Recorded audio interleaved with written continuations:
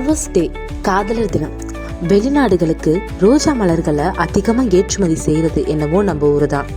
தமிழகத்தில் மலர்கள் ஏற்றுமதியில் முக்கிய அங்கம் வகிக்கிறது எந்த ஊர் அப்படின்னு நம்ம பார்த்தோம்னா கிருஷ்ணகிரி மாவட்டத்தில் இருக்க தளி மற்றும் ஒசூர் என்ற பகுதிகள் தான்.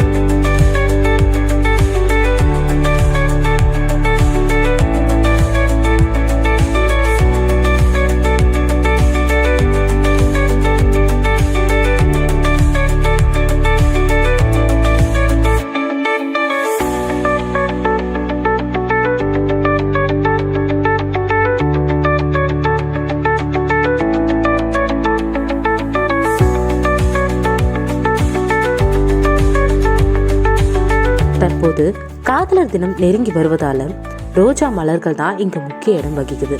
இந்தியாவில் மட்டும் இல்லாம உலகத்துல வாழும் அனைத்து காதலர்கள் அனைவரும் காதலிக்கு ரோஜா மலர்களை வாங்கி கொடுத்து தன்னுடைய காதலை கன்ஃபார்ம் பண்ணுவாங்க.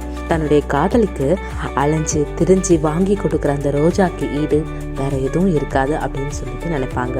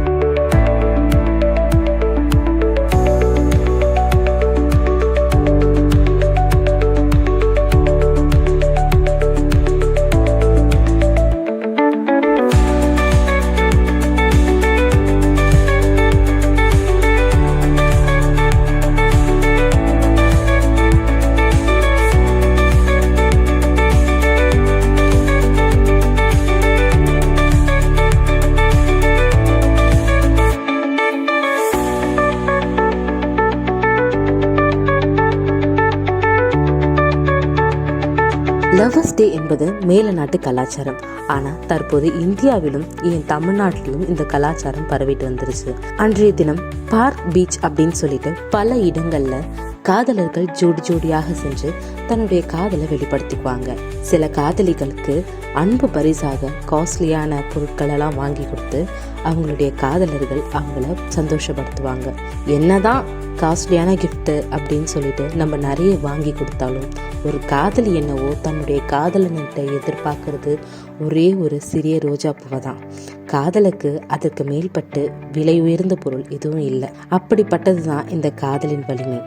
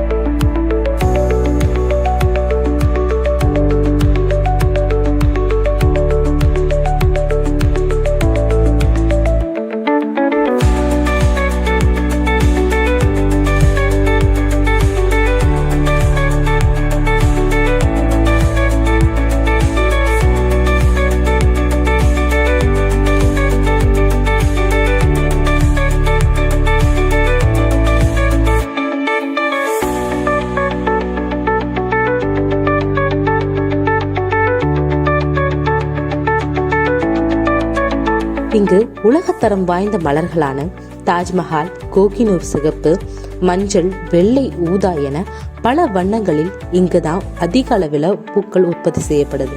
கிருஷ்ணகிரி மாவட்டம் தேன்கனிக்கோட்டம் வட்டம் அகலக்கோட்டை என்கின்ற கிராமத்துல பைஜூரியா என்பவர் 35 ஏக்கர்ல ரோஜா மலர்களை உற்பத்தி செய்து அதற்காக பாலி கார்டன் போட்டு அதை பாதுகாப்பா வளர்த்து அறுவடை செய்யறாங்க.